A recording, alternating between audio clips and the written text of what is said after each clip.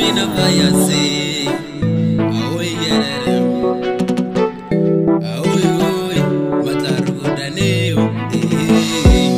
rekani mbodora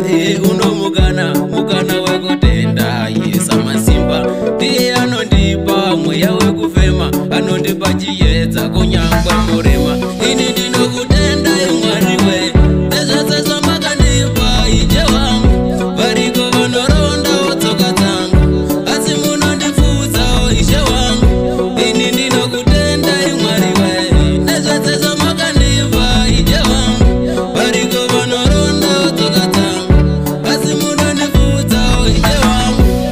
ndinozviziva handifatsi munhu wese uye vanondida ini havasi vese vamwe ndevematiringi vamwe ndevemasese vanoda nezvamwari uye havasi vese munhu wenyama haungamugona nyangwe pawagona anongoti hapana anofara kuona zvinhu zvako zvichitena kuvenga pifasi hapana chawagona ini ndinokutenda imwariwe nezvasesa makandipa ije wangu variko vanoronda wotsoka dzangu asi munondifudzawo ishe wangu ini ndinokutenda imwariwe nezvasesa makandipa ije wangu variko vanoronda wotsoka dzangu asi munondifudzawo ishe wangu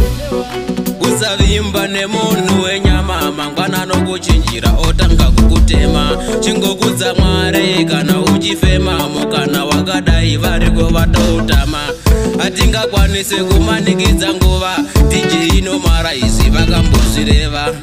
pasi pano pakazara makava waunoti ndiwako anokutevera reva ini ndinokutenda imwariwe nezvasesa makandipa ije wangu variko vanoronda wotsoka dzangu asi munondifudzawo ishe wangu ini ndinokutenda imwariwe nezvasesa makandipa ije wangu variko vanoronda wotsoka dzangu asi munondifudzawo ishe wangu ndinozviziva handifatsi munhu wese uye vanondida ini havasi vese vamwe ndevematiringi vamwe ndevemasese vanoda nezvamwari uye havasi vese munhu wenyama haungamugona nyangwe pawagona anongoti hapana anofara kuona zvinhu zvako zvichitena kuvenga pifasi hapana chawagona ini ndinokuti